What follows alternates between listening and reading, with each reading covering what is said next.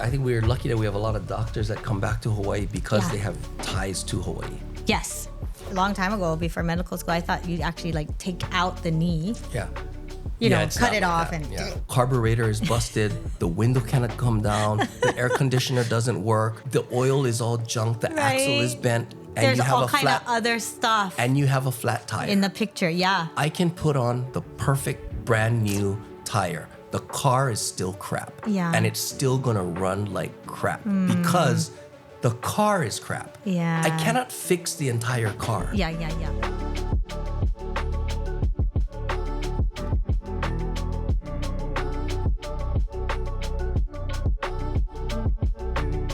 Okay. Oh, do you want me to introduce you?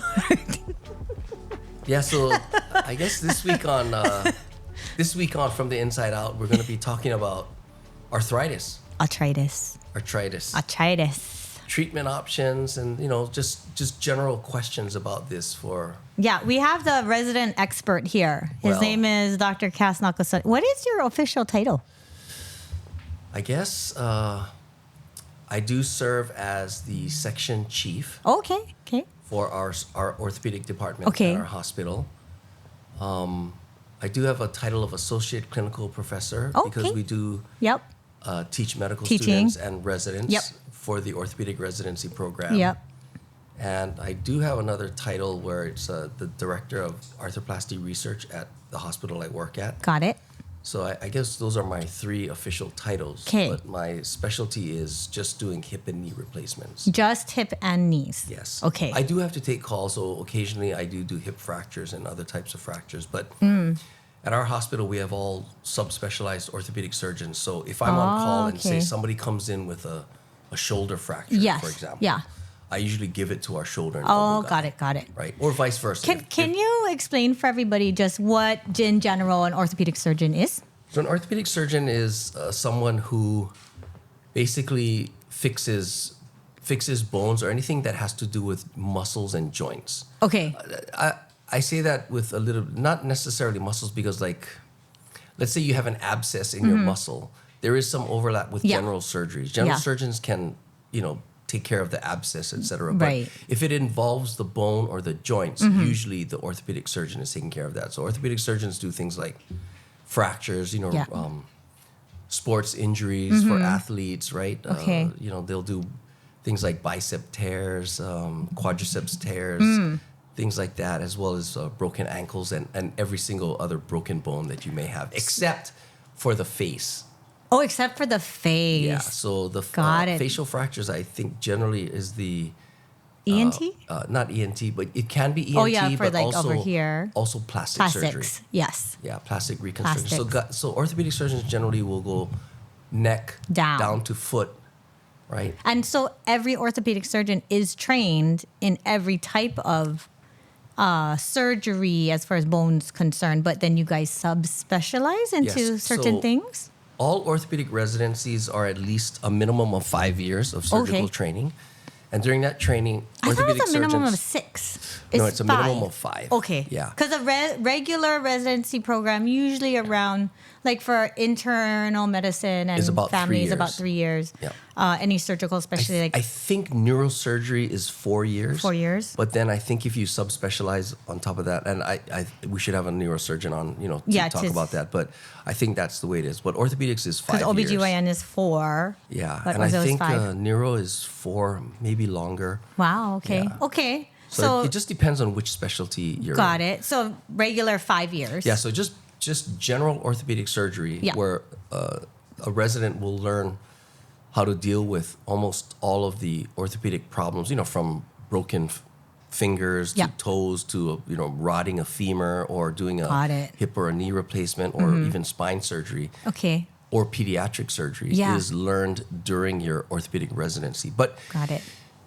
There's a point where you subspecialize. Yeah, though. but nobody graduates as an expert in any one particular area, right? So you don't graduate saying like I'm a hip and knee guy. Yeah. Okay, got it. Right, because you're basically just have a general training for all of these things. So at that point, a lot of people will do a subspecialty, extra training, like a fellowship, okay.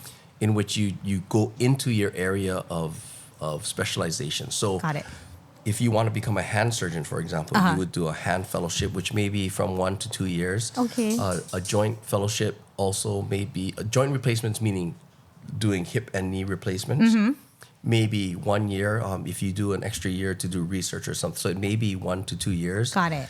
Obviously, spine surgery and every single foot and ankle sports is generally an extra year where the resident will then train specifically with an expert in that particular area Field. to learn as much as possible About that subspecialty. Subspecialty area. Yeah. Got it.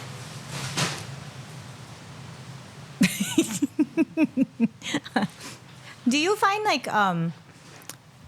the subspecialists are mostly found in more suburban areas? Like if compared to like a rural hospital, like do they do more all-encompassing generalists? I would say the larger cities or most metropolitan areas, you will have all the more subspecialists, right? It. So you will be able to go to a spine specialist, a total joint specialist, a hand specialist, etc.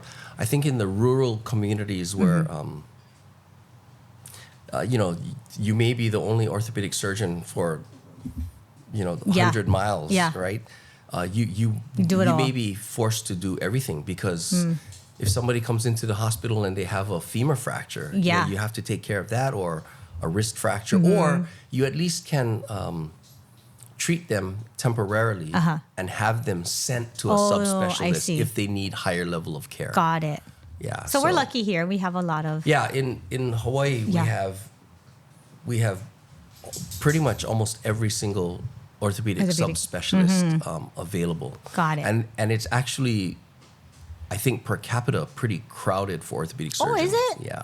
Only here though. Outer Islands not so much. Outer Islands are hard, but Outer Islands are considered rural. Right? Yep. So the outer if you're on Kauai, for example, you're gonna see orthopedic surgeons that really kind of do a little bit of everything. Yep. Yeah, because they have to, right? There's otherwise, if it's something that's really advanced, they might ship it to one of us send here in Honolulu. But for the most part, they have a hand surgeon. They have guys that are doing high volumes of joint replacements, including sports injuries, et cetera, right? Oh, that's cool. Yeah. Maui also, there are doctors. I don't know all of them there. And of course the Big Island. But there are far fewer. So a lot of people are still coming to Honolulu for to see an orthopedic surgeon of their choice, right? Whoever that they want to see or whatever. Well, cool. Arthritis is such a huge topic. Where do we even start? Well, I think maybe what is arthritis? Yeah, I think a common question I get all the time is, what is arthritis? Yeah. And I tell people there are different causes of arthritis, but basically arthritis is the degradation of your cartilage, right? The soft covering surfaces of your joints. Okay. So like you have like a bone and a bone. Yes. And you have cartilage in between that bone. And you have cartilage in between that bone that serves as your joint, right? And the cartilage, when you're younger, is obviously perfectly smooth. And what is it? It's like a jelly? Like a cartilage is like it's a protein. It's a collagen. Okay. Like people eat pho, right? Yeah. Right. Oh, so it's that same type of material without getting too much into it. But basically, it's that soft, smooth, white covering on the end of the bones that serve as a frictionless surface, right? Yeah. And it's actually still one of the lowest friction surfaces. So humans have not been able to really replicate that type of frictionless surface as far as I know. So joint replacements are nowhere near what your real joints are like. Oh, okay. But to simply put, as we get older and our bodies get older, your bodies are not going to remain young. So these biologic tissues are going to start to degrade. Wait, so everybody, not like dementia we found out, but like does everybody eventually get arthritis? I tell people everybody gets arthritis. There is nobody who doesn't get arthritis because everybody gets older. Right. So, but I think, and I'm gonna disagree with that Dr. Price. I would say everybody gets dementia. like a tidbit, right? But Like a little I think what she meant tidbit. was, I think when I asked the question that other week about dementia, does everybody get dementia? Right. I think dementia is a specific diagnosis. Yes. Right. So it's like Maybe like a cognitive impairment. cognitive impairment that interferes with your ability, probably or something like that, to function On some Yes. place in the scale, Yeah. right? Like Yeah. some are mild. Yeah. Some, But just like arthritis, everybody gets arthritis. Got it. You cannot take an x-ray of a 70-year-old person and not not have it. find arthritis. Got it. But it doesn't mean the arthritis is bad enough that it bothers them. Right. Right? Because the amount of arthritis you get and when you get it, in my opinion, is entirely genetically determined. Oh, okay. So it's right? not based necessarily on Okay. like wear and tear, It is based on wear and like tear. marathon runners. Yeah, it is based on wear and tear, and I'll get back to the marathon runners. Yeah. But it is the wear and tear, how your body wears and tears is a lot of it, in my opinion, it's genetic. is genetically determined. I see. Right? I tell people it's like gray hair. Yeah. Yeah. Right? Some people get gray hair when they're 30, and they get a lot of gray hair before they're Some 50. people do, yeah. Some people, like my uncle, Still. people think he dyes his hair or used to dye his hair. He's But like, no. he's the same age as my parents, and he has all black hair. Wow. Maybe it's just the Okinawan blood. My grandma too. Right? Yep. People think he dyes his Yeah. hair, but he doesn't. Right. And that's just the luck of the draw. That's true. Just the That's true. genetic luck, right? Yeah, yeah. So, you know, So there are many causes of arthritis, Yeah. and I tell people just to be simple, right? There's two main causes. Okay. I tell people that there's the arthritis of just getting older, Got which we it. all get. Okay. But there are disease causes of arthritis, meaning like rheumatoid arthritis, right. right? Yes. Where your body has an abnormal disease. It's a disease process that destroys your own Your own- cartilage because of your own abnormal immune system. Yes. And we won't get into the weeds of it. We Right. can invite a rheumatologist on it. But basically, two different processes, right? Yeah. One is abnormal, a disease that destroys your cartilage. 'Kay. And the other would be just normal. So Normal even if you're like aging. a completely normal guy or Yeah. woman and you never had any injury in your life, Yeah. you're still going to get arthritis if you live long enough, right? Got it. It's just that, will the arthritis be bad enough Yeah. that it bothers you and interferes with your functioning? Or will you be the Be lucky okay. one and it's, you're just going to have mild arthritis Yeah. and you'll Like pain die here and before, there. but you'll die before it really bothers you or Yeah. that you'll need a knee replacement. So What makes it so painful when your cartilage goes away? I Like think- what are like some people come to you or like their PCP probably, right, and say what do they come for? Like do well, they say it's usually pain? Yeah, it's usually pain, right? Pain is And usually it's what because of brings the people in. two bones are The pain is, I think, a result of the degradation or the inflammatory process that's inflammation. involved with the breakdown of cartilage. okay. So that's why knees swell. Yes. Right, and Yeah. things like that. And you have that pain generator. Plus, if you looked at an arthritic joint, it looks painful. It does. Yeah. I do have a picture of a intraoperative photo of a knee Okay. replacement, which we can put up on the screen, and you can see Yeah. exactly how ugly and how painful that joint looks. It And looks. and obviously there's a spectrum, right? So Right.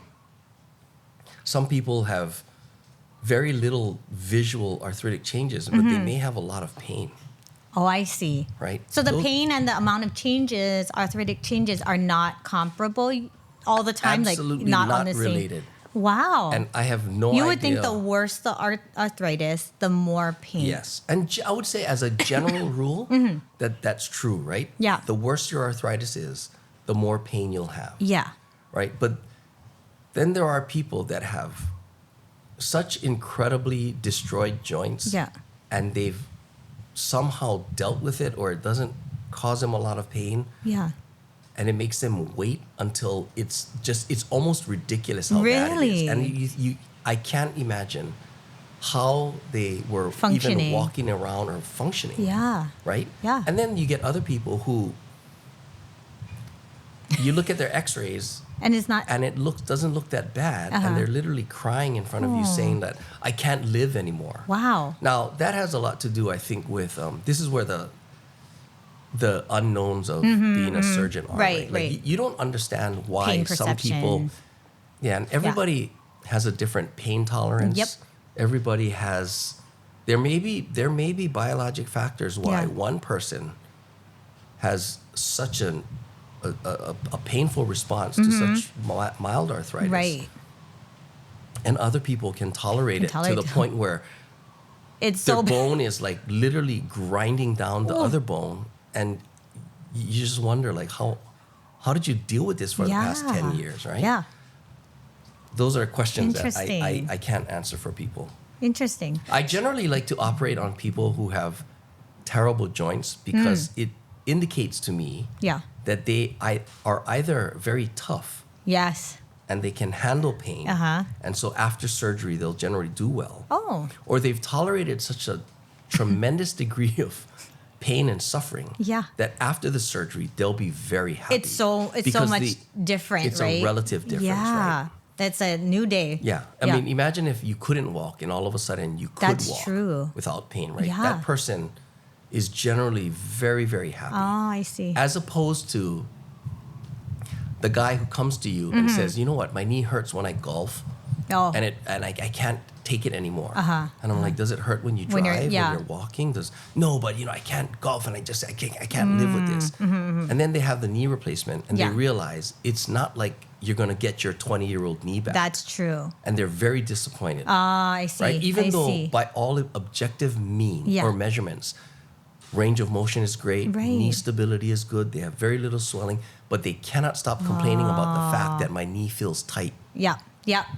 Right? Right. Because what they don't realize want that it. they had very little pain before and they Yeah. thought It was that the gonna knee be- replacement was going to make them a new man. Right? So it's all relative, kind of. Yeah. In my opinion, it's Because I relative. think my mom, who had the bilaterals, it was to a point where she couldn't sleep at night, and Yeah. she, the pain was just so bad. Yeah. And we didn't even think she needed a hip replacement. I just thought, oh, you just have a little something. But yeah, it can be pretty bad for people. Yeah, I think when it gets to the point where it's so painful, even when you're trying to sleep, Yeah. because sleep is really important, right? So if you cannot sleep because of pain, that It's bad, right? that will. I mean, I don't know. That would drive me nuts. Yeah. Yeah. Right. If I couldn't sleep because of pain. So you usually get your patients more so from the PCPs? I think in Hawaii, because it's so small and word of mouth is very powerful. Oh, people already know you. Well, aunties Right. or will talk to their friends and friends will talk to their friends or cousins or whatever. So Yeah. we get a Especially lot in of that like age range, right? They have that age friends range, who are all in that same kind of cohort, and then Yeah. they say, "Hey, who did your hip or who did your knee? Should I go see him too?" Yes. Yeah. Yeah. So I think that's generally how we get. What is your first steps in workup as far as like when you see arthritis, or they come in saying, "Oh, my joint, my hip, my knee." Yeah. So I think the other thing I think what people don't understand is for what I do, Yeah. the diagnostic workup is really relatively simple, Oh, okay. right? Because if you're having knee pain or hip pain, Yeah. basically what we need is an X-ray. Okay. I got to get an X-ray so that we can see. And Just like a plain old X-ray. just a plain old X-ray. it. You don't need a fancy MRI. Okay. You don't need a CAT scan, right? Okay. If it's something. Hold on, that wind is pretty. I know. It's my hair. Did you want us to close that fully? If it's just like a little Once in a here and while? there, it's fine. Okay. Yeah. Okay. Because the breeze kind of feels good. It Yeah, does. So what I was going to say is that for my kinds of things where I'm dealing with people that are already in their 60s to 70s to Yeah. 80s, just a plain X-ray is sufficient because And that's the most, that age range is the range that you see the most 60s, 70s, Yes. and 80s. Yep. And I tell people that at that point, if I get a plain X-ray, Yeah. what's the most likely chance that it's just arthritis? The answer is probably close to 100%. Yeah. Right? Yeah. If you're 60 years old, that's why I say to people, if you're 60 years old Mm-hmm. and we get an X-ray, I almost guarantee you have some form of arthritis. Right? Yep. It's like gray hair. Yeah. if you're 60 years old, I almost guarantee I'll find a little bit of gray hair on you. One or two. You may for not sure. have, yeah. Yeah. You just said you cannot dye your arthritis out of your knee That's or your true. hip. So we can get an X-ray, and you don't need anything more fancy than that. Okay. And so then it's pretty simple. What are some things that you can do as far as like steps? Like, how do you know if it's surgical or if you can sort of buy some time? Do you want to buy time? Do you want to I think that's all. do some conservative things before surgery? I think those questions are actually a lot more complicated than people realize. Yeah. But sorry, let me get back to the diagnosis. Yeah. So in my practice, I always X-ray both knees. So like if you come to me and you say my right knee is sore, I always X-ray both knees. That's how you found my mom's. Yeah, and I always because her X-ray left wasn't bothering her. and with knees, I always X-ray both hips because people don't realize that the hip, if you have hip arthritis, it may be what's referring pain to your knee. I see. It was a very, very important lesson for me during my fellowship because my fellowship showed me this case where this one guy on the mainland, he went to have his knee was sore. So the doctor just X-rayed his knee and thought, okay, you have knee arthritis. His one knee. So they replaced his knee. Okay. But after surgery, his knee never got better. He was like, my knee is still sore. My knee is still sore.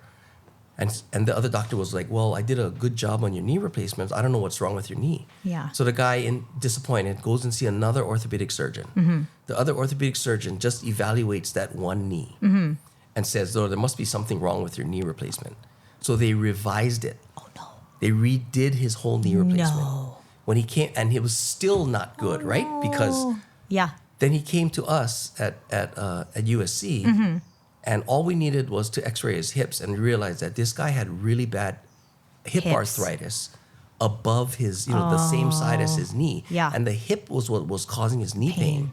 So what he needed wasn't two knee replacements; he just needed one hip replacement. Yeah, and that was a very, very important so after his lesson hip, to me. it was good. So exactly. Wow. So, but he went through two knee replacements. Of course. Right? Yeah. It's a good lesson, though. It's a good lesson. And you'd be surprised how many patients we catch in our practice who have come to see me for knee arthritis that actually what they need is a hip replacement. So I have to go through the process of explaining to them, I know you came to see me for your knee, and I know you think that I'm trying to sell you another surgery, but it's not. This is, I can show them that it's your hip. And sometimes, if they don't believe me still, I will give them a cortisone injection into their hip, and then their knee pain goes away. Interesting. So let them know that, okay, if the injection into your hip works, makes your knee feel better, obviously we didn't do anything to your knee. Yeah. So it's the hip that's the source of pain. So sometimes it's diagnostic and therapeutic as well to do something like that, right? Wow. And I think people don't realize that along the lines of normality, meaning like, for example, how prevalent arthritis is. Yeah. Right. We looked at we did a study looking at the prevalence of radiographic arthritis for all of our patients who have come in for unilateral symptoms. Unilateral meaning one side. So we looked at like almost 2,000 patients that have come into my practice that were complaining of just one knee or one hip. But because I do bilateral hip and bilateral knee x-rays, we can look at those patients and see, okay, even though you're complaining of hip pain in just your left hip, is there evidence of arthritis already in your right hip or in your right knee if you're only complaining about your left knee, et cetera, right? Yep. And we also looked at, because I do hip x-rays in all of my patients who come in for knees, I have both knees and both hips x-rayed, right? So we looked at how many people complaining of one-sided knee pain actually already have evidence that they have hip arthritis as well, right? Yep. And the numbers are really high. Are they? So if you have one-sided knee pain, about 90+% of patients already have evidence of arthritis in the other knee. But that shouldn't be surprising, right? Because if you're 70 years old, and like I said, arthritis is normal, what's the likelihood that you're going to have just arthritis in your right knee and not arthritis in your left knee? That's true. Right? Yeah, You don't that's just true. get wrinkles on one side of your face. Like, you know what I mean? You know how like one side of your body is more dominant? That's kind of how I think of it, but maybe not, I don't right? think I just don't think it works that way. Yeah. I think it's just, our bodies age. Yeah. And they age kind of... Yeah, like I said, you're not going to find somebody with just wrinkles on one side of their face and not wrinkles on the other. Right? You're going to have wrinkles on both sides of your face. Yeah. Right? You're going to have gray hair. Yeah. You don't just get gray hair on one side. I mean, some people. Some people might. Like Tulsi Gabbard has that really, kind of... Frozen. Yeah, had that one streak of white hair. Right. But anyway, that's not common. Yeah. Right? How interesting. And then even with people with knee replacements, what we looked at was like almost 40 to 60% of patients. 40 to 60. 40 to 60% of patients who came in complaining just about one knee already had evidence that they had hip arthritis. Wow. Right? So that also makes sense. Yeah. Because if you have knee arthritis, right, you're going to have some hip arthritis, just like you're going to have some back arthritis. Yep. And all of my patients, all of my older patients will tell me, right? Like, they have, the knuckles. Yep. An old man's hands, the hands do not look like a young man's hands, right? It's Yep. just, that's the way it is. So, where do you find that arthritis starts most commonly, like, or complaints most commonly? I don't know, but my guess is, I think my guess would be back. Oh, back. Yeah, because they say that in a person's pain. lifetime, they estimate that about 95% of people will experience back pain sometime in their life. Interesting. Yeah. Yeah. But studies were saying that in the general population, they estimate that only about 30 to 40% of people have symptomatic hip or knee arthritis. Huh. So it's lower than you think, Yeah, right? that's a lot lower. But, when you think about it, like my parents, they're both they just made 80, around 79, 80. Wow. And they really don't have... They're great. They don't have complaints of a lot of knee pain. Yeah. Right? Or hip pain. So, maybe luckily for me, my genetics will be good. Yeah. And I won't be bothered by that. Well, speaking of genetics, do you see any genetic differences or differences in Hawaii specifically for arthritis or... Because our ethnic makeup is highly Asian, right? Yeah. I think that is true. Like, for example... But Polynesians compared to Asians, I think right? the Polynesians in general kind of behave a little bit in between. So like with Asians, I know knee arthritis is a lot more prevalent. So, Asian people generally have a lot more knee arthritis. And among Asian people, at least in our population, we found most of the people having hip replacements for Asians are mostly women. Oh, interesting. Yeah, I wonder it's interesting. why. I'm not sure why that is, but... That's interesting. Yeah. Women. Hips. But in Caucasian people, the prevalence of, or the incidence of having hip or knee arthritis is about the same. It's almost 50%. I see. Yeah. Wow. So... Because you would think like a bigger build, like Polynesians are built bigger, that they maybe have more wear and tear, but it doesn't really work that way. Yeah. Yeah. How interesting.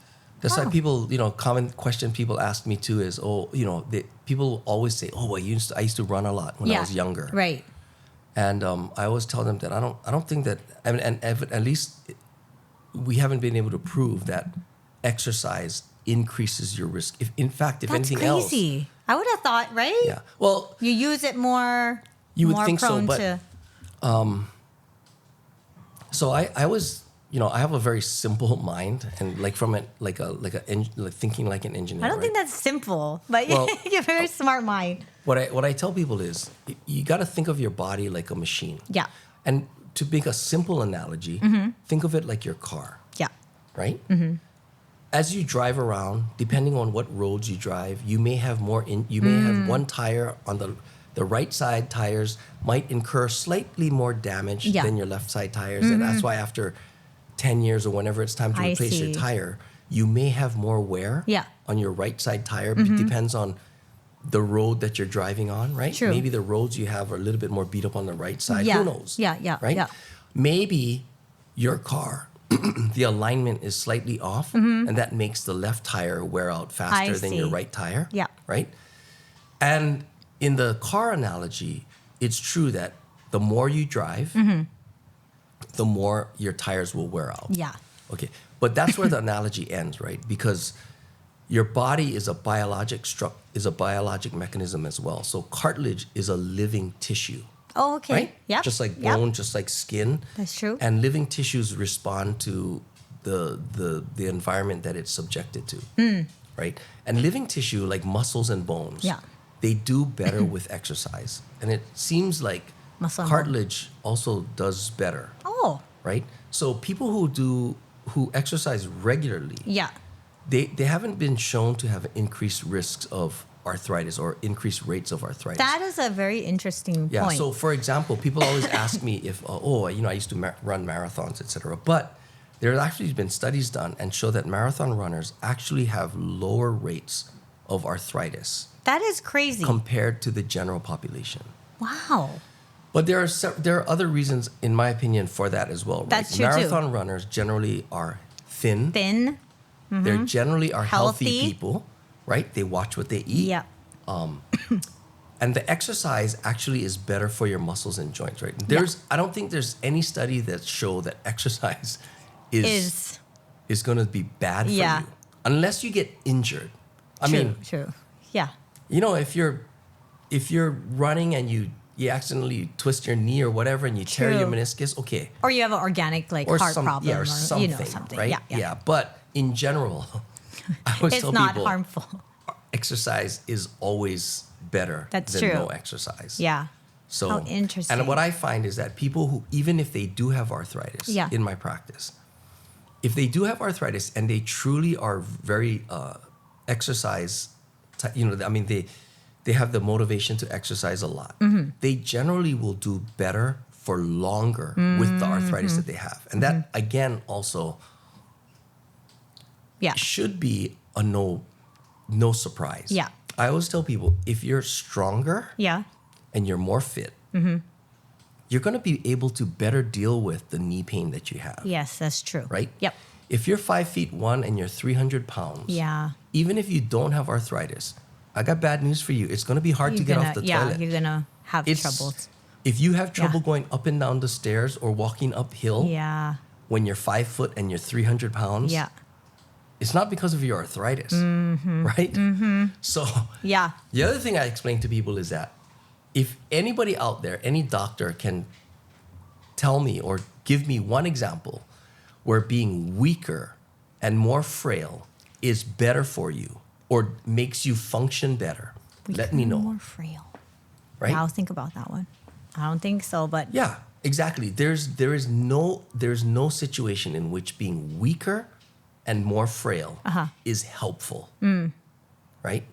It's if you're stronger and you're sturdier, it's always more helpful. Now, sturdy doesn't mean 5 foot 300 pounds. That's not sturdy. Yeah. That's just you're obese, right? And that's not going to help you. Yeah. So Right. arthritis and obesity, what is that link? Is there? So definitely with people who are overweight, they seem to have increased rates of use of knee and hip replacements. But that makes sense too, right? Yeah. Because if you're 5 feet, 300 pounds, and you have a little bit of arthritis, and your knee has to deal with the extra 200 pounds on your body, it's gonna be more painful. That's significant, Sometimes right? just a small amount of weight loss makes a huge difference. Right. So, they say that every pound you lose can reduce the force on your knee by up to 6 pounds. So it's not a one-to-one loss. So if you just lost 10 pounds, That's a huge difference. it's a huge difference. And sometimes if my patients are able to do that, I may not see them for the next 5 years because they're like, you know what, I took your advice, I lost weight and I felt better. So that can buy some time too. And now they don't need the knee replacement Wow. because they're functioning better, right? Yeah. They feel better. They have less overall daily pain, Got it. right? Because their knee is not subjected to the extra All that 6 extra pounds, weight. Yeah, of force per unit area, right? for sure. So do you guys see more now because obesity rates have gone up? Do you guys see more like surgical cases because of that? Like from... I think that's also kind of a little bit difficult. Yeah, because there's so many there's so many factors, right? right? Because our That's true. population is getting older. Yeah. That's true too, right? Yeah, We so- didn't live as long. Yeah, I think the proportion of older folks in our population is starting to get larger and Yes. larger. And so people Yeah. complaining of knee and hip arthritis is going to get greater and greater. Mm-hmm. But I think, are people having knee replacements and hip replacements at younger ages because they're overweight? The answer to that is probably yes. Or revisions even. You know, revision surgeries, at least in my practice, have gone down quite a bit. Oh, that's great. Yeah, I think when I first came to Hawaii, I was doing a lot of revisions, and I think that was almost 20 years ago. Okay. But it maybe, hopefully, it means that the knee and hip replacements that are being done in more, within the past, 20 years, Yeah. are hopefully being done better. Yeah. But the implants are also better, Oh, that's true. right? So the implants are lasting longer. Yeah. We used to tell people, well, I used to tell people that, actually before, let's say in the 90s or 80s, I think doctors were telling patients that, your hip or knee replacement might last 10 years to 15 years. It seems short. Seems short. Yeah. But I think now I'm a lot more comfortable telling people that your knee or your hip replacement is probably, if it's performed right, probably going to last over 20 years. Wow. And maybe even longer, because I've been in practice for 20 years. Yeah. And the some of the patients that we did back, in like 2005 or 2005 to 2010, if they're still alive and they Yeah. come back to see me, their implants look like there's been absolutely no change. Really? So I'm hoping Yeah. that this means that the implants will last even longer, That's because great. the engineers have just come up with better and better materials, right? And so that means like if you do get a hip replacement or knee at 60, 70, 80, that'll probably stay Most with you. likely, You yeah. won't probably need to get another surgery Yes. for your lifetime. I'm Most likely. hoping. Yeah. Yeah. Wow. I'm hoping. That's super cool. And if that's the case, then we can offer hip, like generally, if you're 40 years old and you just happen to have the bummer luck that you have a very arthritic knee from maybe a previous football injury or just bad genetics, Yep. you may not have a choice but to have that knee replacement, because you still got to work and you still got to provide for your family, Yeah. etc. Right. But you're going to have to live with the fact that maybe when you're about 60 You're to gonna have to 70, do it again. you're going to have to do it again. Yeah. But maybe if these implants are lasting longer and longer, Mm-hmm. maybe that 40-year-old guy Yeah. might have that joint for the rest of his life, Wow. depending if he dies young, Yeah. right? Yeah. But if you think about it, average age is still, in the United States, is still under 80. Yeah. Yeah. So What'd if- be interesting is the Japanese data, right? Because they live for a Yeah. long time. Like 90s, right? Or late 80s, yeah, I think in Japan, the average age is still in the, low 80s. yeah, I think mid 80s and lower, which is still some of the highest in the world. Right. But not, They call it blue zone, blinded. something Yeah, like that, blue right? zone, Yeah. yeah. Yeah, And that's Hawaii, cool. we also have a very, very older population. Right. So in general, my patients having hip and knee replacements Mm-hmm. are compared to some studies on the mainland, we're like almost a decade older. Really? Yeah. Oh, wow. Right, because we have these, Yeah. the Asian ladies that Yeah. are going to live to 100. forever. And they're having their first knee replacement at 80 years old, Right. right? But they're still very functional and They're still in very good functional, shape. and they're very likely to be alive at 100, right? Yeah. They may not be walking all that much at Right. 100, but they're Still sticking probably a- going to be around. Yeah. That's amazing. Okay, so we always get the question though, do I need a hip or a knee replacement? That's the hard question, right? Okay, so I think what you're asking is when should I have a hip or knee replacement? And the answer to that is really, in my opinion, is based on your how much the pain is bothering you, So it's quality of life. quality of life, and interfering with your life. Got it. The caveat to that Mm-hmm. is Because this is not a walk in the park. This it's not surgery a walk in the is park. I would say hip replacements, the recovery is pretty easy, okay. right? I mean, I wouldn't say easy, but way easier than knee replacements. Oh, But both surgeries have come a long way. Like now, we're doing hip and knee replacements as an outpatient surgery, right? Oh, yeah, So yep. where I'm working, about 30% of my weekly volume of hip and knee replacements Yeah. are being done as a true outpatient. Outpatient. Meaning they have the surgery done that day and then they go home the same day. Wow. Okay. Now, not everybody can do that. Yeah. Obviously, because I have some people that are having their joints replaced at 80, 85 years old. True. And their spouse may have passed on and they live alone. So it's hard for them to get home. Is that even true for bilaterals, for two sides at one For time? bilaterals, most people will stay in the hospital overnight. So for our data, Yeah. bilateral knee replacements, I would say almost 100% will stay overnight. We have had some rare studly individuals who have had their both knees replaced Yep. and then have gone home the same day. That is amazing. That's Okay. probably the But that person, is- though, that was in so much pain. Yeah, and Prior, it's right? usually men, and it's usually somebody who's obviously pretty tough and strong, And strong. right? And has somebody at home to take care of them. Or Like a wife. Yeah. Yeah. So what's interesting is that we looked at all of our data for discharging patients. You know, Yeah. talking about differences in gender, right? Subjectively, or I would say anecdotally, Yeah. we always joke around that the Asian woman is the toughest Toughest. person Tough as on nails. the planet. Yep. Because after their knee or their hip replacement, they're the ones that complain the least, right? Yep. Seem to be the ones that are not really using any Whole kind lot of of pain pain medicine. medications, right? Yep. And so I always thought that when we looked at our data, we would see that the Asian woman would be the most likely or have the highest success of discharging the same day. Oh, yeah, yep. But what we found, in fact, was that that's not in fact the case. Really? Women were like 3 times less likely to I have a discharge the theory same on day. that. I have a theory on that too, but it's so men, I would say in general, Yeah. they are stronger. Yes. So their upper body is stronger. So if they have stairs to get into the house, Yeah. they can get into the house using 2 arms and 1 leg. Yes. They can go up the stairs. Yeah. Right. But women, being upper bodies being weaker, A little and, bit harder. It's going to be harder for them. So what we found is that the men are far more likely to discharge the same day. But I also think there are some social reasons for that as well. I think so, too. I think men have a lot of confidence, and this is just my opinion based on my experience in dealing with thousands of people, right? Thousands of patients. I would say men have a lot of confidence that when they go home, if they have a wife, their wives will take care of them. That's what I think, too. Women, on the other hand, We don't rely on nobody. have absolutely no confidence We have that their zero husbands will be able to. The husbands don't know where the rice is. We got to take care of ourselves. That's right. The husbands don't know, are probably going to mix up their medications. And the women are very afraid that if they go home, they're going to end up having to do everything anyway. Yes.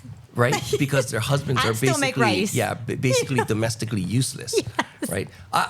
I think that And might I think be. women worry about other people more than we worry about ourselves. So us going home, we also don't want to. But I also think that there's a lot of other things too. I think generally speaking, women are a little bit more anxious about because, like if you ask men, are you going to be able to handle when you go home? Men are like, well, I can do it, right? Yeah. But women are a lot more. I think they're a lot more anxious and they're a lot more fearful about their physical capabilities and whether or not they have someone to take care of them. Take care of them. So I think there are a lot of social factors involved in.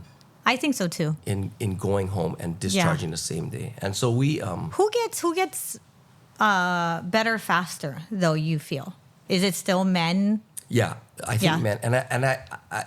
So when we look at our patient-reported outcomes and we look at, it's generally men that are doing a little bit better. Oh, wow, so interesting. But patient-reported outcomes or any kind of measuring tool is highly subjective. Yeah, small and biased. Yeah, and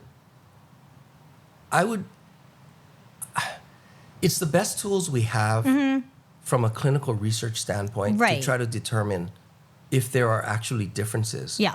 But when you look at each of these tools that we have, they're very, very poor true indicators of what's going on, right? Like when I ask the question, or if let's say the questionnaire has the question, how much pain on average are you having from your right knee after surgery in doing these activities, right? Yeah. It depends on the person's personality, perception, on how they're going to answer, That's true. right? Yeah. A guy who Also culturally. and culturally, Yeah. guys may feel like, oh, I'm fine. I don't have, Yeah. it's not that much pain. But if you're an anxious person or if you are, your coping mechanism is not as robust, right? Yep. You may think that you have a little bit of pain, but that little bit of pain may seem like it's a 10, It's a lot. Right. right? And anxiety has a lot to do with that. So That's true.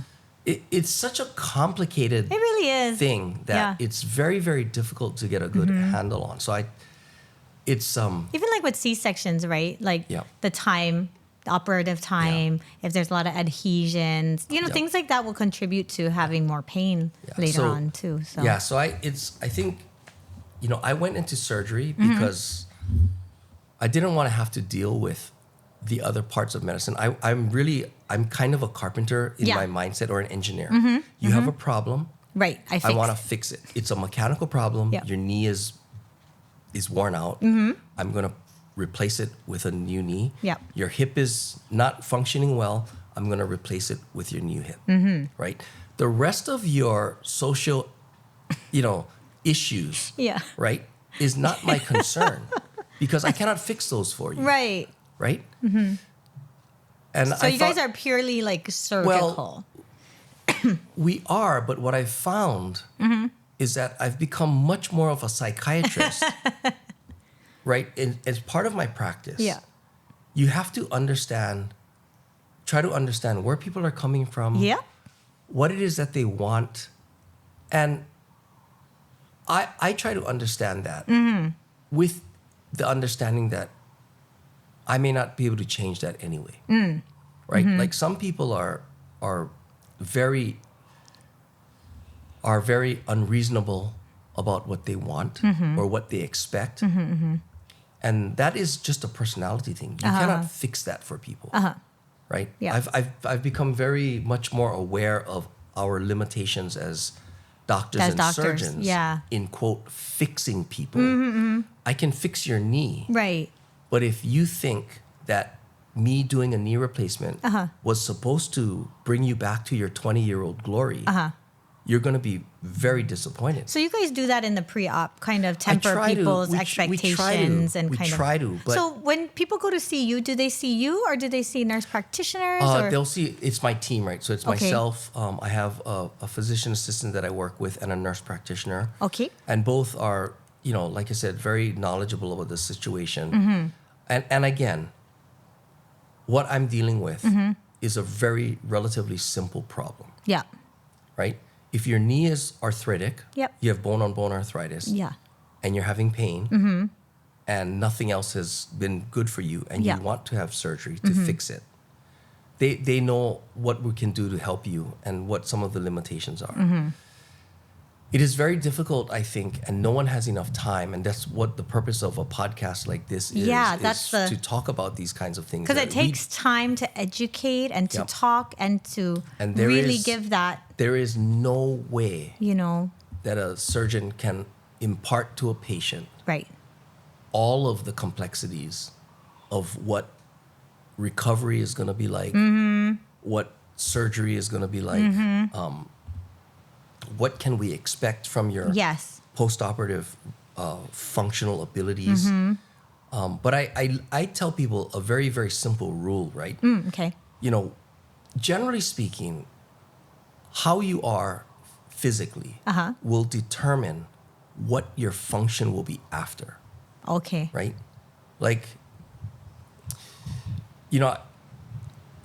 I always think it's funny where, people will come to me and if they had a great outcome, they always say like, oh, this was the best, they always praise me.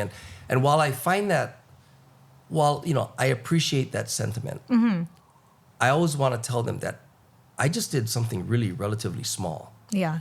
right? I mean, I guess, it could have gone I guess bad. in their world, it's It's a big thing. Big, of course, right? Of course it is. Yeah. I understand that. But I think what they don't understand is that I just replaced the tire. Yeah. That's all I did, right? Right. So the other analogy I tell my patients when it comes to recovery and what will be their outcome after surgery, I tell them, like the car analogy, okay? If you bring me a Lamborghini and you pop the tire and the car is in awesome shape and I put on a new tire, still gonna be good. that Lamborghini is gonna purr and it is gonna run and it is gonna be like, it's still gonna hit 200 something miles per hour, right? Yeah. But if you bring me the 1963 Volkswagen Bug, A little jalopy. that the carburetor is busted, the window cannot come down, the air conditioner doesn't work. You know, I drove that car for a year. No. The oil is all junk. The axle is bent, and There's you have all a kind flat of other stuff and you have a flat tire. in the picture. Yeah. I can put on the perfect brand new tire. The car is still crap. Yeah. And it's still gonna run like crap because the car is crap. Yeah. I cannot fix the entire car. Yeah. And I think what patients need to understand is that you need to, everybody, all of us, you need to look in the mirror and realize, right? You know, another common thing based along those lines, another common thing is I very commonly get people come to me and they say, oh, my friend had surgery with you and, well, he did great. He was back on the golf course in like 4 weeks and, oh, how come I still get pain and da-da-da-da-da. And out of kindness and respect, I always want to, I'm like, well, everybody recovers differently. Yeah. But, there's other things. You're 270 pounds and you haven't exercised a day in your life. Your friend swims 3 times a week, is going to the gym twice a week when he had his surgery. Yeah. I hate to tell you this, but you both are not the same Not people. the same. Right? This guy recovered quick because he's in great shape. You're going to take a little bit longer and you may never get to the point where... Do you think post-operative physical therapy is a huge thing, or like it doesn't really matter if you go to PT after surgery? I think studies really haven't shown that physical therapy after surgery has been proven to make a big difference after hip or knee replacements. But I feel differently. Oh, okay. I feel like it depends, right? Because if you can give a patient an exercise program, and they are very motivated, and they have the ability to push themselves, I would say they can probably do just as well, maybe even better in some cases. But if you're dealing with grandma who's 83 years old, and her knee is in pain, and she cannot quite understand, what the physical therapist, a good physical therapist, makes a huge difference. It makes a huge difference. When my mom had hers, it was...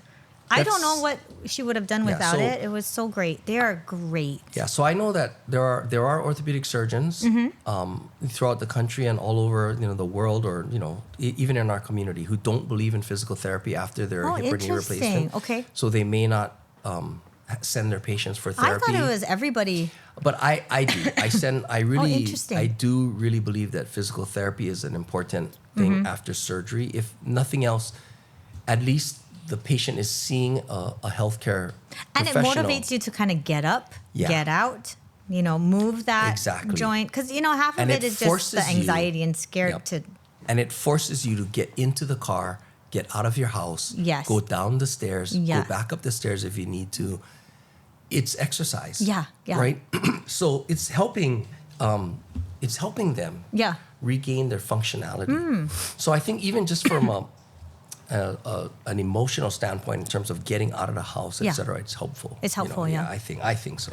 To like rewind a little bit, just in my simple mind, because I don't really understand all of it. But when you have a hip or a knee replacement, what are you replacing? Like, what is happening there? I guess the simple answer is we're replacing the joint. I would have to really show you on a diagram. But you put in implants that are like bone. Okay, so with the knee... Yeah, in just a very simplistic with the idea, knee... right? Because some people don't understand. And we can show a picture here where we'll have that the intraoperative picture. It's a little gruesome, so if you're... But basically with the knee, what we're doing is we're just taking off the cartilage on the end. So there's the end of your thigh bone and the end of your shin bone. Got it. Right? And that's what makes up the knee joint. Yes. So in the knee, people have often thought that a knee replacement means I'm just going to cut out That's what this people piece of think. knee and I'm going to Yes. put in this mechanical piece. But really what we're doing is we're taking off the cartilage surface of both sides and we're putting an implant on it so that your bone is on not the surface. Yes, but on you're the not surface. taking We're parts of your... Yeah, just we're shaving off the bone Okay. that has the cartilage on it, the worn out cartilage, Yep. right? And we're just replacing it with a part that's anatomically shaped. Okay. That comes in different sizes for different people. Got it. Obviously, it's like shoe sizes. Okay, Right. okay. We can measure the bone and we can fit the best the implant that fits that bone the best. Right. Got it. And implant companies number their implants from 1 to 7, or some people use a lettering, A through G or whatever, right?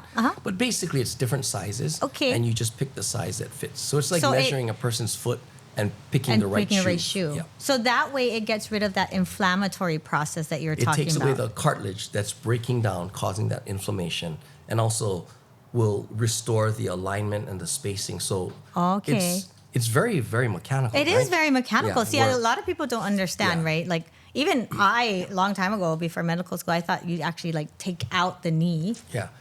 It's not cut it like off that. and yeah. so with knee replacements, it's not like that. Yeah. So with knee replacements, I tell people maybe a better analogy is you know how people get gold teeth or silver teeth? a grill. Yeah. Yeah. Because the enamel is wearing away. Yeah. And so, when you eat something cold or hot or whatever, Oh, you mean like a crown?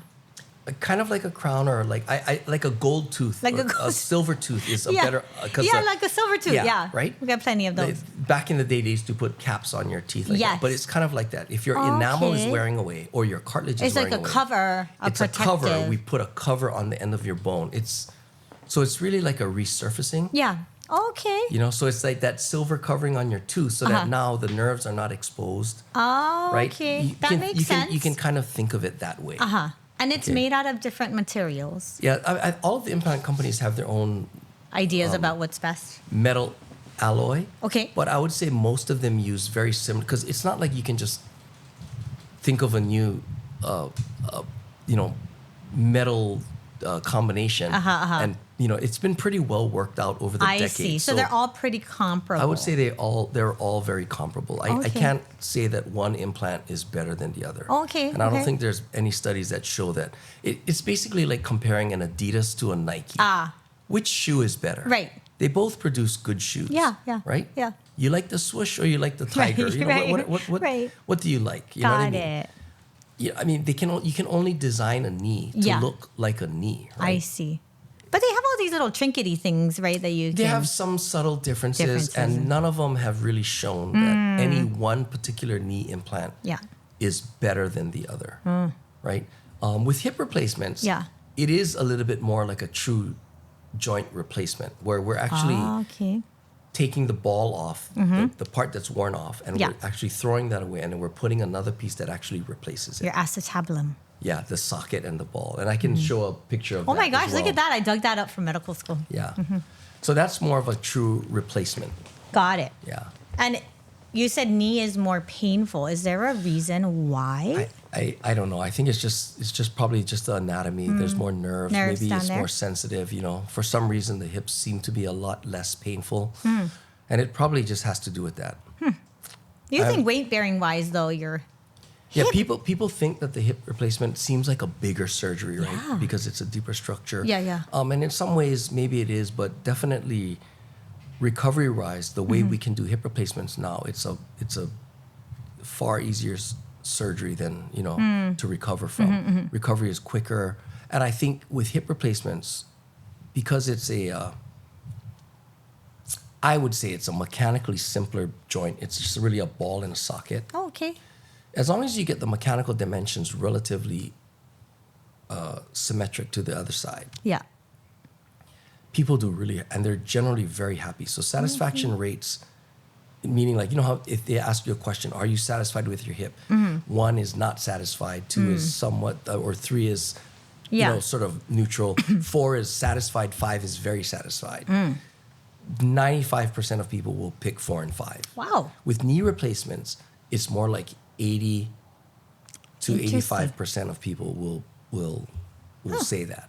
But And there's how- still a good 20% of people Yeah. maybe even up to 25% of people that are not really, really satisfied with the knee replacements. And the knee is a much more complicated joint. Yeah, it seems like it.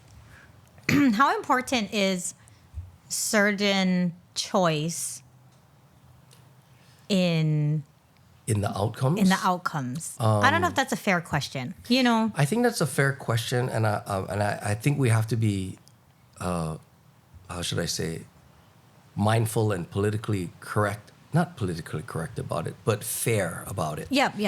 In that, just like with sports, Yeah. right? Not all pitchers are created equal. Yeah, that's true. That's right? true. Yeah. Some surgeons are very, very talented and good and have very good hands. And other surgeons are just not as talented. And there's also the experience factor, right? Right. Some That's the thing. surgeons have done a lot and are very, can be very efficient and therefore produce very, very, how should I say, consistent outcomes with very, very low complication rates. Yes. And then there's the spectrum where obviously some surgeons are not going to produce as consistent a result and may have higher complication rates, et cetera, right? I tell people everything really amounts to that bell-shaped curve, right? Well, you're going to have a small number of exceptional surgeons. Most surgeons are in the middle. And then you're going to have a few or a few that are also probably not very good surgeons. And I think the hard part for the patient is knowing who those doctors are. Yeah, that is and I think that's very difficult because even like people will ask me, oh, who's good at this and who's good at that? Right. But unless I've been in the operating room with you and see how you operate, I don't know. True. And unless the doctor is actually, someone is actually doing research on collecting data on their patients, nobody knows. Got it. This is why, for me, having a research department and doing clinical research outcomes was very, very important to me because maybe it's just my engineering mind, right? Right. But for me... But that's one way to kind of gauge. Well, it's a way for me to gauge what my outcomes are compared to what's being done nationally and throughout the world. Yeah. Right? Yeah. I really... That's super important, though. It is important, but I really, and I say this, like I hate it when patients used to come into my clinic and tell me, "Oh, I heard you're the best."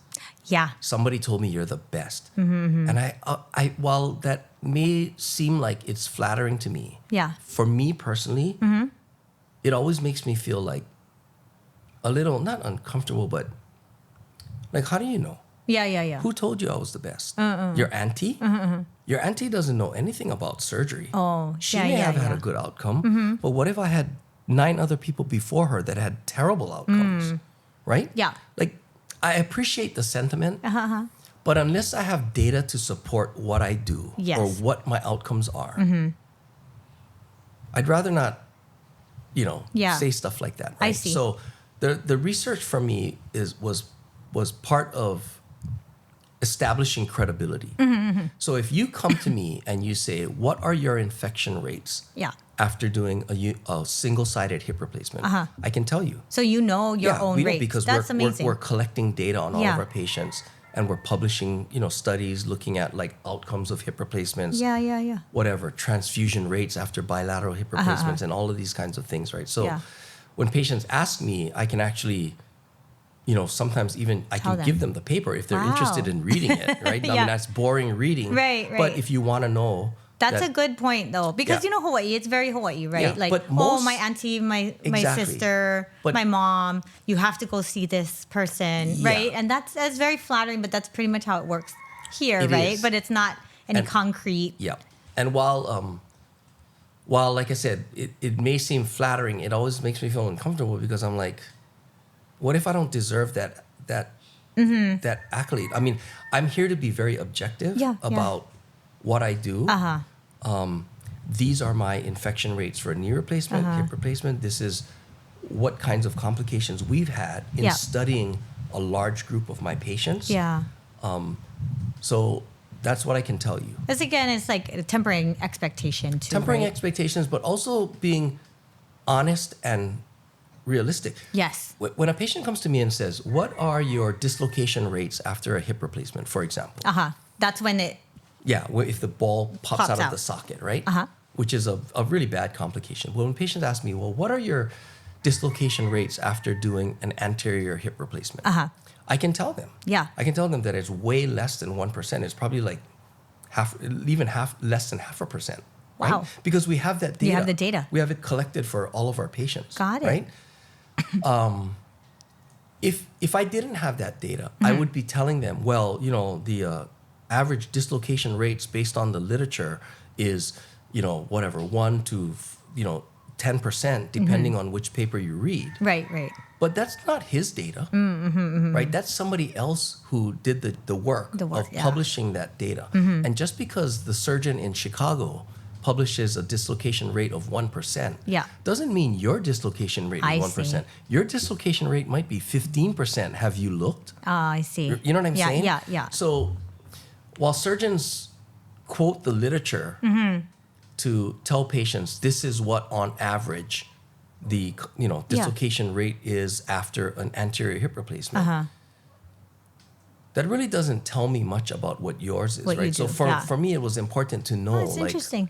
what my dislocation rates are, what my complication rates are, what our fracture rates are. I mean, I want to know these things because I want to know if what I'm doing Then you is can adjust. comparable, if it's better, worse, or the same as the national statistics, right? Or at least what's been published in the literature. Yeah. Because otherwise, if you ask me, what your rates are for A, B, or C, if I'm not doing my own research, I don't know. Yeah. And most hospitals and clinics do not require that of their practicing surgeons, and it takes a tremendous amount of extra work. Yeah. Right. So it does. it just happens to be something that I'm very motivated to do. I don't know why, but because I could just practice and be happy. Yeah. But it's something that's very important to me interesting. for whatever reason. That engineer mind, though, too. Maybe Yeah, it's just because that's great. and we're using different technologies in surgery. Well, speaking of which, do you do any robotic? I've been hearing all these because you see advertisements on TV for robotics versus, I don't know, Yeah. There's- I have dabbled with robotics, and we've dabbled with all kinds of different technologies as they've come onto the market. Because part of my engineering mind is I want to know to see if it's better. Is a patient-specific cutting guide better than a conventional cutting guide? Are handheld navigation systems or robotic surgeries better? Right. I've done a few robotic cases. I haven't done a lot, but I haven't found it to be all that useful in my practice. I don't know too if it's the same for you guys, but for OBGYNs, for the GYN part of what we do, we also have robotics. But the robot is kind of volume dependent. So the better robotic surgeon you are depends on how much you actually do too, right? So it's kind of, and I'm an old school. I don't usually do robots. I don't do enough of them. Yeah. So I do just vaginal hysterectomy, abdominal hysterectomy. I don't do robotic. We send you to a specialist, you know. So I don't know if that's kind of. I think it's probably the same is true with robotic surgeries. It's interesting if you look at the literature. Yeah. Robotic surgeries have not increased the patient-reported outcomes or increased the clinical outcomes for patients, except in the area of alignment. Oh, okay. And it makes sense, right? Yep. Because the robot can help make your cuts on your knee They replacement. put the tire on. The robot can put the tire on more consistently, or at least guide the surgeon to put the tire on in a more consistent alignment. Right? Yeah. But that hasn't equated to the car running any better. And again, And the service is more expensive, or no? To use I would say technology. To use technology is a little bit more expensive. I also would say that it is also more time consuming. So patients will be longer in the This is on average. Okay. But like your point about the high volume robotic GYN surgeon. Yes. The high volume robotic surgeon that does a lot of cases. They'll be are obviously more practiced Yeah. and should be More relatively Yeah. efficient with that surgery. So I do know robotic surgeons, at least that's on the mainland, that are doing it in about as quick a time as they did it with just conventional instruments. Wow. But that also depends on who you're comparing it to, right? Yeah, that's true. So if you are a surgeon that, say,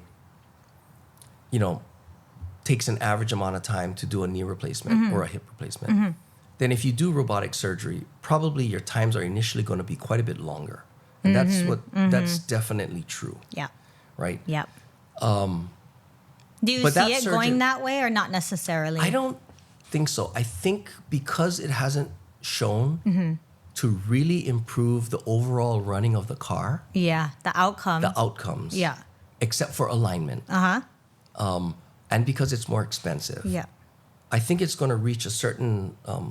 This is just my opinion. Maybe when robotics gets better, Yeah.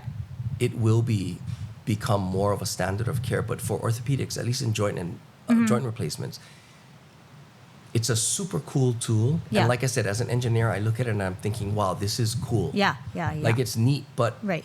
it's like using a robot to pound in a nail.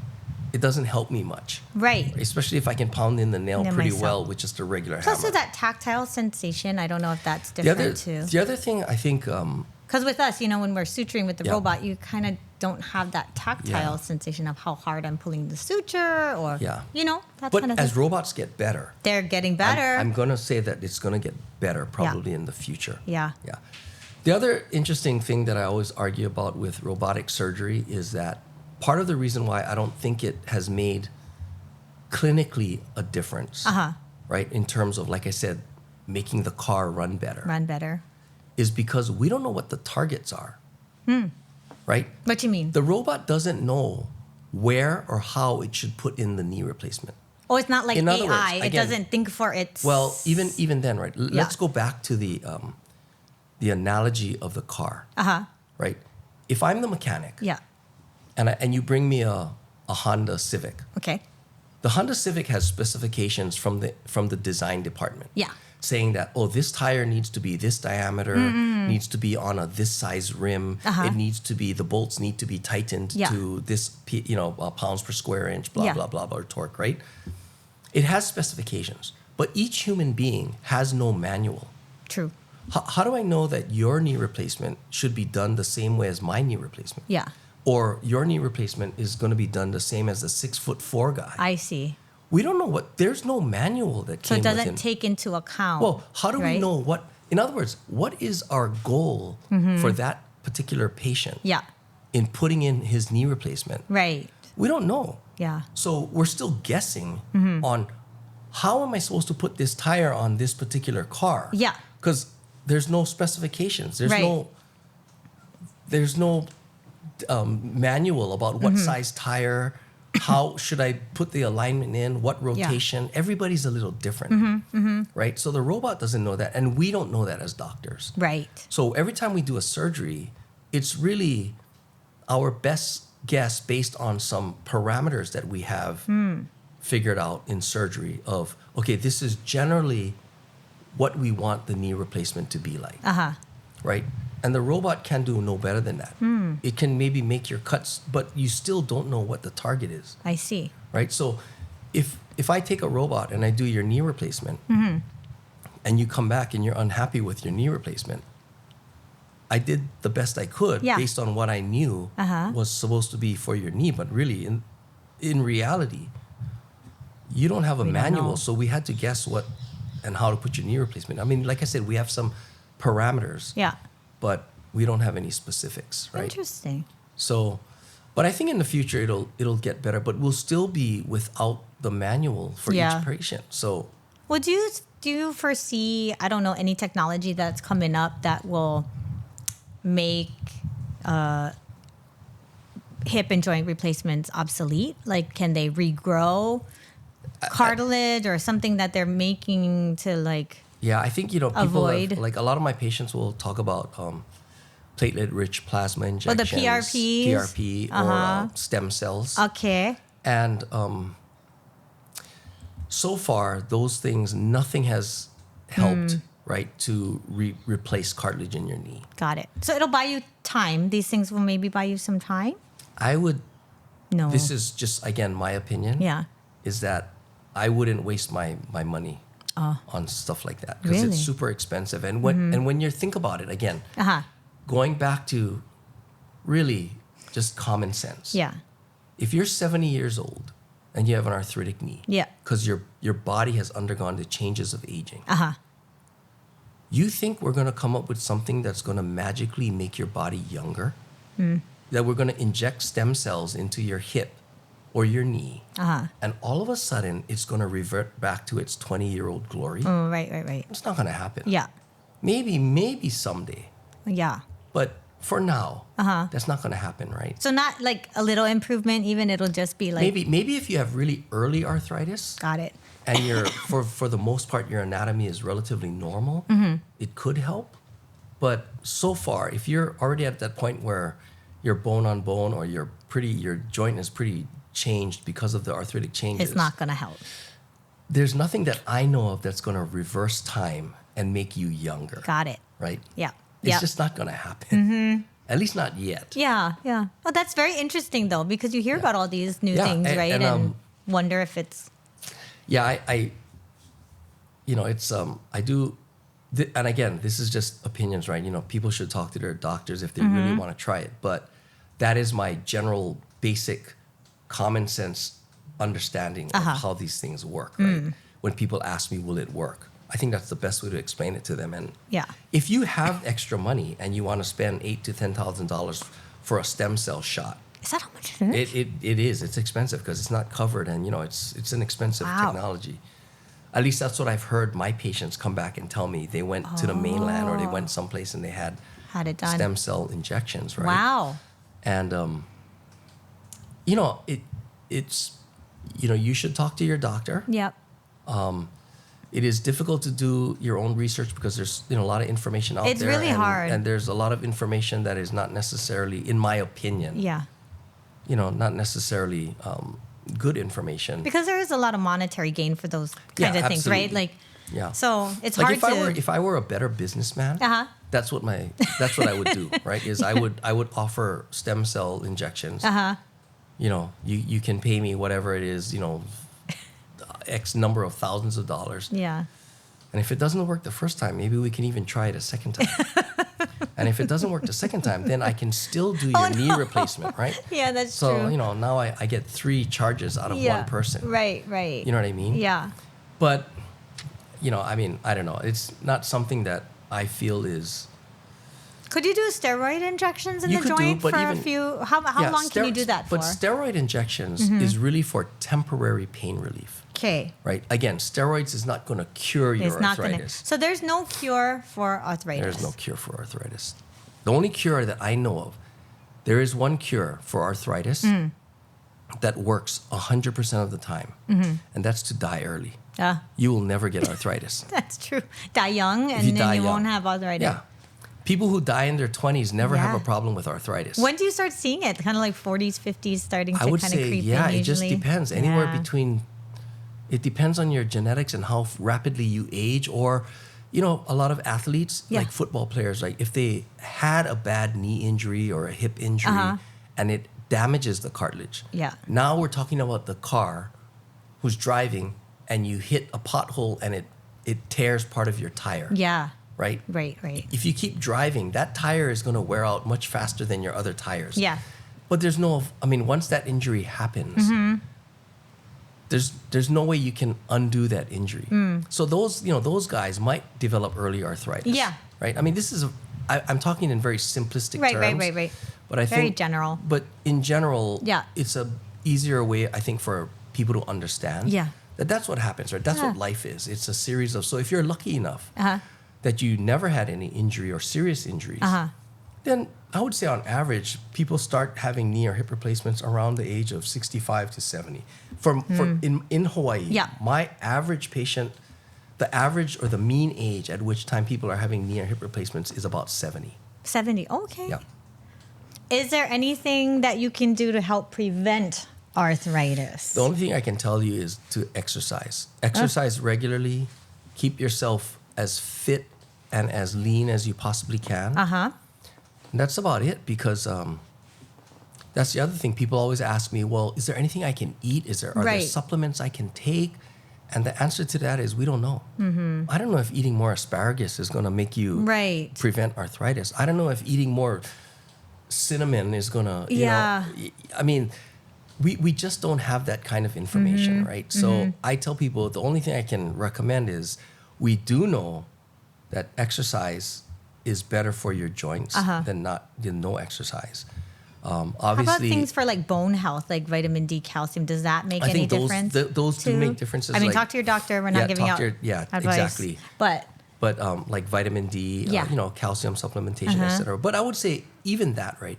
For most healthy adults, young adults that are eating a relatively balanced, nutritious diet, and you're exercising, you should be plenty good. Okay. Right? Yeah. I don't think, and then like I said, everybody can talk to their own individual doctor about, because as you get older, it's surprising, right? We live in Hawaii, but vitamin D deficiency is pretty, like Dr. Al and Dr. Surprisingly, Price told us, vitamin D deficiency in our sunny environment is prevalent. More prevalent than we think. Yeah.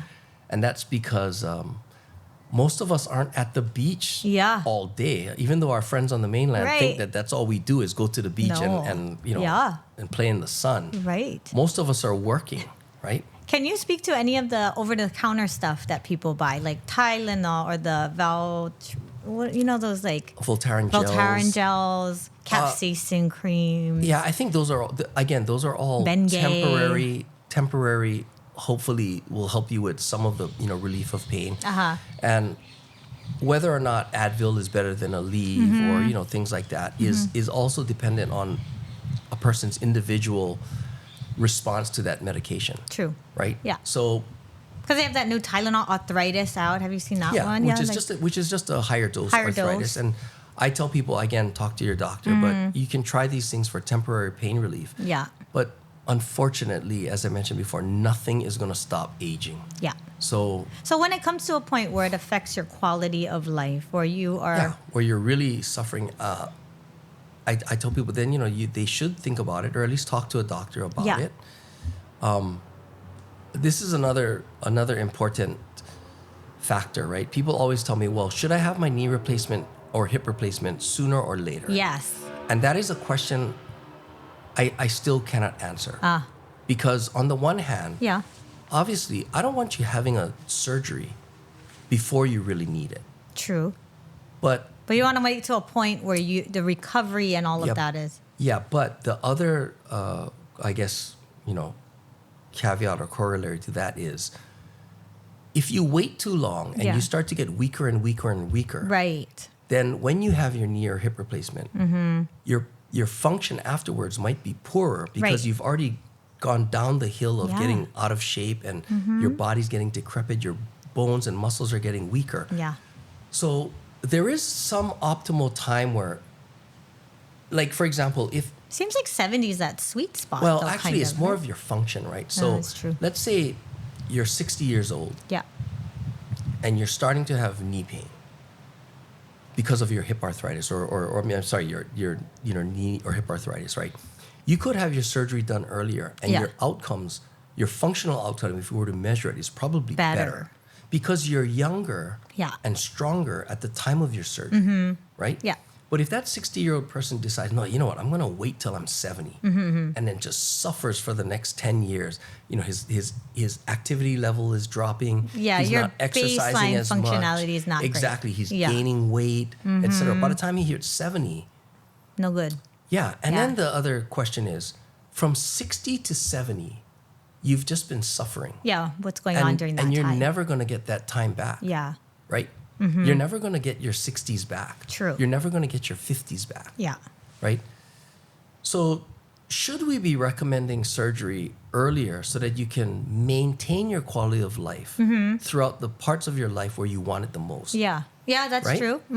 Or do we recommend having surgery later because obviously we don't want to be pushing surgery before it's really necessary? Right. And But it's so individualized then, it is, right? and there is some time in there where it's the right decision for each patient. Do you see patients multiple times usually? I do. Yeah. If they're not ready for surgery, obviously, or they're on the fence, or they're really not in that much pain, I really tell them to try to, as long as your quality of life is good for you, and you can maintain a active, healthy lifestyle. I don't feel like, for me personally, I wouldn't have surgery if I can still exercise and go to the gym and do it comfortably. Yeah. I mean, I'm getting close to 60 now myself, so do I have back pain every once in a while? Of course. Right. Does my knee swell up once in a while, even when I'm in just surgery all day? Yeah. Right? These things happen. Right. But I don't worry about it. It doesn't bother me that much. I still exercise as hard as I can, and I still try to stay active. But if it gets to the point where I can no longer really do that, then I'll start thinking about it. Yeah. If it does occur with me. Yeah. Right? I feel like most patients would come to see you and be like, it's time. I cannot handle this anymore. Or, So for my practice, I do get people that are already at the end of their rope, where they're like, they've tried. Like my mom already, she's like, they I tried don't know Tylenol. They what's tried going on. multiple injections. They've tried physical therapy. They've tried acupuncture. They've tried, standing on their head, repeating the alphabet backwards. They've tried. Can I even sleep? They cannot function? sleep. Yeah, they finally got to the point where they're like, okay, I can't live like this. Yeah. And at that point, like I said, some people have waited to the point where their joints are so bad. I wish they came in earlier. Yeah. Right. So that's why it's very individual. Yeah. And I tell people you gotta just talk to somebody about it and see. Yeah. Right. What do you think is your favorite part about what you do? I think it's being able to fix people, and it's like a tangible thing that you can actually fix. It's a tangible thing. So the thing that makes me happiest is if patients come back and they say, "Oh my God, thank you! I was able to go on my European trip," or they get function back. They get their function back, and they say, "Oh, I can get back to surfing now, or I've started golfing again, or I can do this or I can do that, right?" Yeah. Or just the fact that they can sleep without pain now, right? And that's what I'm there for. That's my job, right? That's my carpenter job. You came with me, my mechanic job, right? You came with a flat tire, and I fixed your tire, and the car's running better. Yeah. Great. That's what I want to hear. Actually, it's so funny because you say it's a simple thing you do, but it's actually really not. And it's crazy the amount of your brain, the orthopedic brain, is so... It's like a lot of physics. It's a lot of measurements. It's a lot of, Yeah, it takes a very special. I guess we all feel that way about different specialists, right? I think because so. When other surgeons tell me like what you do, I'm like, I'm so glad that somebody else does it, right? Wants to do a C-section. Because my brain does not work with numbers and measurements and. Yeah, exactly. I just can't. Everybody's different, right? Yeah. So, everybody has something that they. So I'm glad. I'm glad somebody in med school decided, I want to be a proctologist, right? I am too. Somebody said that. Ooh, that's what I want to do. Yeah. And thank God for all the. I couldn't be a dermatologist. Oh yeah. Right. I don't know why dermatology is one of the more competitive specialties. It's the road to happiness, right? That's what they say, but I'm not joking. This is just for me personally. Dermatology. If I was a dermatologist, no-go? I would probably have shot myself long time ago. No way. I can't see myself doing something like that. Skin. I just can't.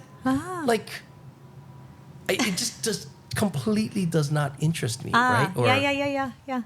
You know what freaks me out are eyes.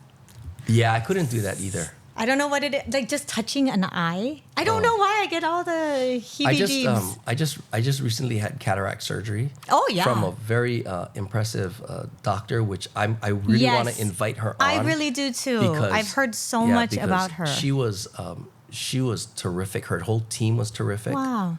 And I had a great outcome, and so I can see everything very clearly now. But see, it takes so many doctors to make sure the Jalopy turns into the Lamborghini, right? Or your Lamborghini is maintained as a Lamborghini because you got the headlight doctor, you got the right, you got the mechanic. But I also do tell people you got the internal medicine guy who's that's right, the foundation of it all, right?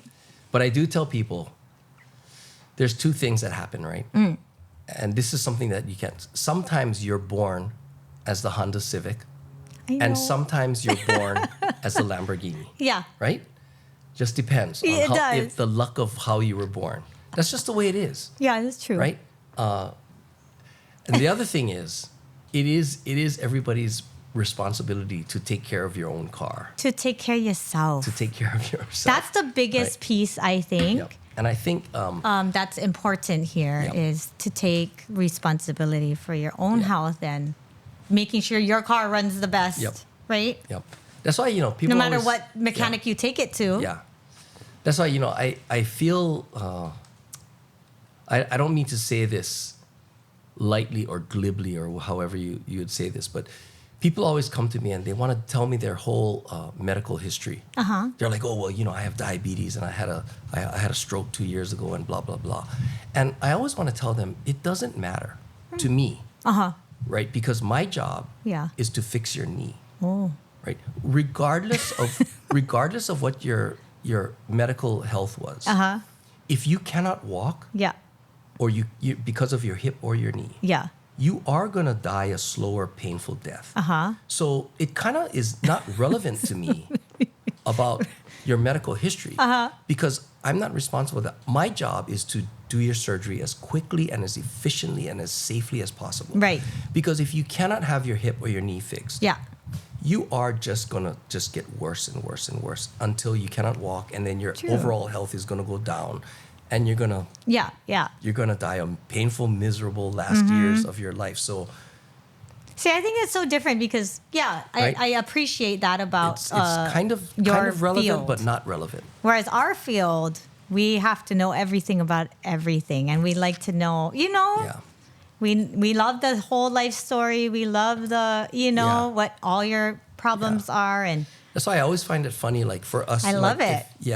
No, it is interesting. And actually, I do like hearing about that. No, but we have a surgical portion of what we do, but we're also very primary care-y. Yes. Whereas, and I think that's a difference. It's just a very different from a purely surgical field. That's right. Which you guys, it sounds like you guys are just purely surgical, right? But like I said, I've come to realize that I'm a lot more of a psychiatrist. Yeah. In my job. But people love you, even though you say you're only into the surgical part. Because I do. I think we at the bottom of it, we do care about what's going on for you, and we're trying to do our best for you. And in Hawaii, everybody's related to everybody, right? So it's like these people, and somebody is my dad's friend or my mom's friend or my auntie's cousin or my friend's brother, or et cetera, et cetera. So, but I think that's a sense of comfort for local people too, though, right? You go to a doctor who. And you know their family, and you kind of know who they are, and so it matters, I think, here in Hawaii. I think so. Especially, So we're very lucky. Well, I think we're lucky that we have a lot of doctors that come back to Hawaii because they have ties to Hawaii. Yes.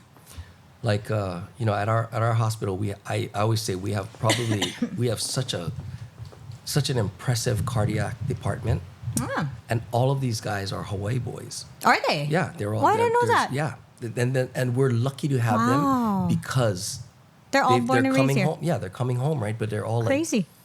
They all have these super impressive, resumes, and hopefully we can invite some of them on to talk about all what they do because it's it's pretty impressive. That's so cool. But we're lucky to have people like that. We are. Yeah. But I'm just so glad we got to highlight Dr. Nakasone today. Well, thank you very much. Ryan, should we keep going or do the wrap up? I think that's good, right? Do you have anything else you want to? No, I think that's good. And I think, I would like to have people stay tuned because we are going to have more specialists on regarding hip or knee replacements because different doctors have different opinions. There are doctors in our community that do robotic knee and hip replacement surgeries, and I want to give them a chance to talk about what they do, why they feel their techniques are worthwhile, etc., including all of the other things that we want to talk about. Yes. OBGYN stuff. I don't know if that's so exciting. No, that's going to be the fun stuff. I don't know if that's so exciting. Dr. Lehua has a lot of fun stories that I wish we could share. I wish we could share. Eventually, maybe. Okay, well, you've been listening to From the Inside Out. Until next time, take care. Aloha kekahi, kekahi. Love each other inside and out. And if you like today's episode, please share it with a friend and subscribe so you don't miss what's next. Yes, thank you very much.